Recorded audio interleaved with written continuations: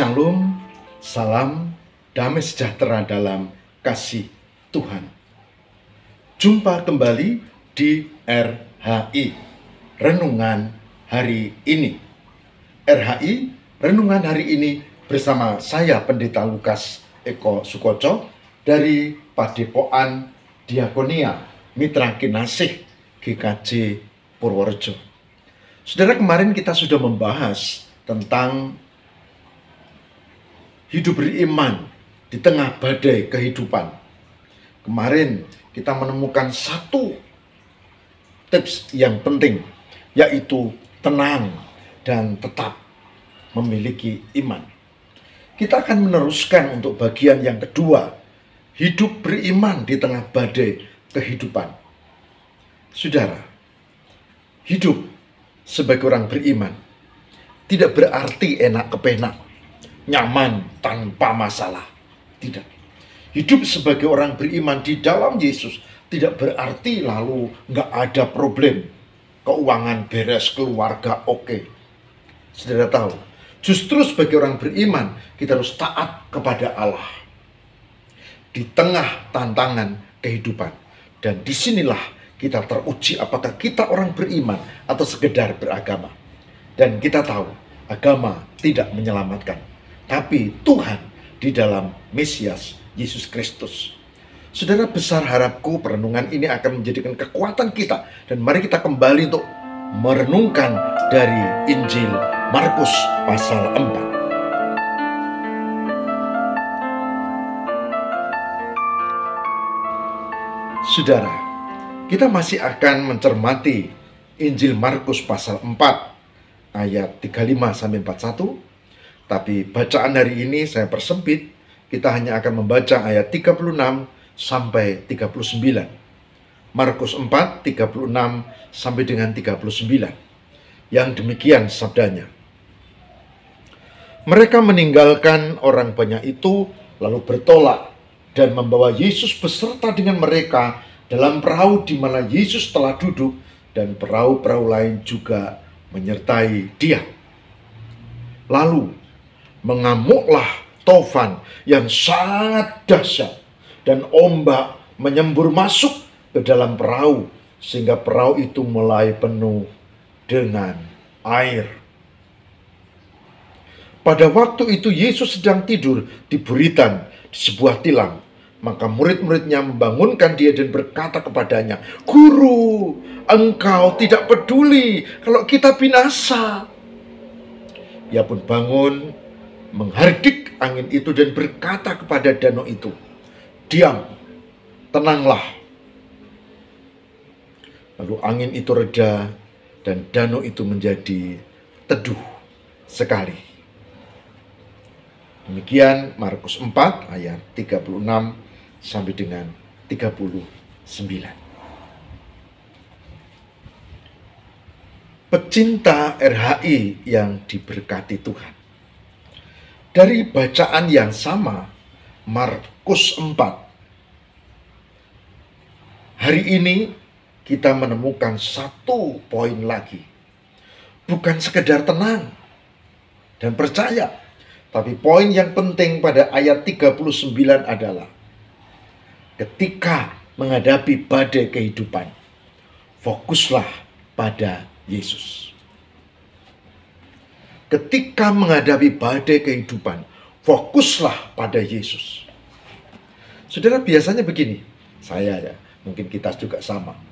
Kalau kita menghadapi badai kehidupan, kalau kita menghadapi masalah, misalnya keuangan, atau mungkin sakit penyakit, atau mungkin persoalan relasi, atau mungkin masalah di tempat kerja, atau di keluarga, atau di masyarakat dengan tetangga.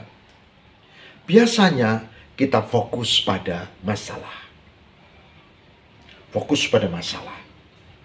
Tapi hari ini saya mengajak berdasarkan firman Tuhan, fokus pada Yesus yang menolong, yang mengatasi masalah.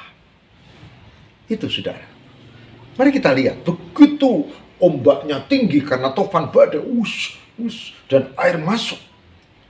Mereka pasti sudah coba mengambil gayung dan mengeluarkan air dari dalam perahu. Gitu ya. Pasti. Tapi itu tidak cukup. Karena fokus pada masalah tidak menyelesaikan masalah. Maka fokus pada Yesus untuk menolong kita menyelesaikan masalah. Dan murid-murid itu datang pada sang guru Yesus, meskipun cara bicaranya seperti itu. Guru bangun, guru tolong, kita mau binasa. Apakah engkau tidak peduli kalau kita binasa? Saudara, dan Yesus bertindak. Dan kita tahu, begitu Yesus bertindak, diam, tenanglah. Dan badai tenang. Dikatakan pada ayat itu tadi, maka suasananya menjadi teduh sekali. Fokus pada Yesus tidak berarti kita tidak mencari jalan keluar. Mencari jalan keluar iya, tapi fokus pada Yesus yang dimaksudkan adalah kita tidak meninggalkan Tuhan dalam membuat perencanaan dan mencari jalan keluar. Fokus pada Yesus berarti tidak meninggalkan Tuhan. Dengan kata lain, kalau kita merasa ada sakit penyakit, maka kita memang harus ke dokter atau ya tentu minum obat atau diet ya atau istirahat apa harus. Tapi yang paling penting adalah memohon supaya Tuhan menolong kita. Fokus pada Yesus. Sebab kalau sakit ke dokter, orang yang tidak beriman pun begitu. Kalau kita mau sehat dan kita harus istirahat dulu, kemudian diet dan seterusnya, ya orang yang tidak beriman juga begitu. Tapi kita orang beriman fokus pada Yesus. Usaha-usaha tidak di luar Yesus. Usaha-usaha di dalam penyertaan Tuhan. Sudah tahu, nanti dulu. Sudah tahu, tapi belum tentu kita melakukannya, bukan?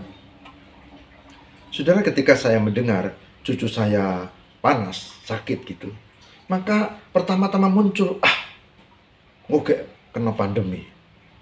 Ketakutan, saudara, cemas. Lalu begitu cucu ini panas dan ada video call dan ada gambarnya, aduh, jangan-jangan fokus pada masalah. Kita begitu loh. Tapi kemudian pada malamnya saya mengajak istri, bahkan juga cucu ini meskipun dengan video call, kita memohon pertolongan Tuhan. Mencari solusi, mencari jalan keluar. Yes, tapi tidak meninggalkan Tuhan. Fokus pada Yesus. Yang mau mencari kerja, melamar ke sana kemari. Oke, yang mau lulus dengan nilai baik, belajar dengan tekun. Oke, yang mau mencukupi kebutuhan keluarga supaya bisa menyicil ini misalnya, atau membayar itu misalnya. Bagus, oke. Tapi yang jangan lupakan adalah memohon kekuatan Tuhan. Fokus pada Yesus berarti berbuat sesuatu dan memohon penyertaan Tuhan. Tuhan berkati. Mari kita berdoa. Tuhan, kami seringkali fokus pada masalah, mencari solusi dan jalan keluar.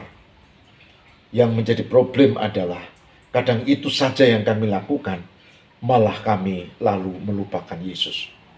Hari ini kami mendapat pelajaran penting dari sikap para murid dalam Markus 4, bahwa ketika ada pergumulan, badai kehidupan, maka kami tidak cukup dengan usaha. Kami harus memohon pertolongan Tuhan. Fokus pada Yesus. Mudah diucapkan, gampang dimengerti, tapi tidak mudah untuk dilakukan di saat terkena badai. Ya Roh Kudus, kuatkanlah kami. Berkati pecinta RHI untuk bisa sungguh-sungguh menghayati, dan ketika menghadapi pergumulan, kesulitan, persoalan dan masalah, kami tetap fokus pada Yesus dan bukan pada masalah. Terima kasih Tuhan. Perenungan hari ini memberi inspirasi dan kekuatan baru. Di dalam nama Bapa dan Putra dan Roh Kudus kami berdoa. Haleluya. Amin.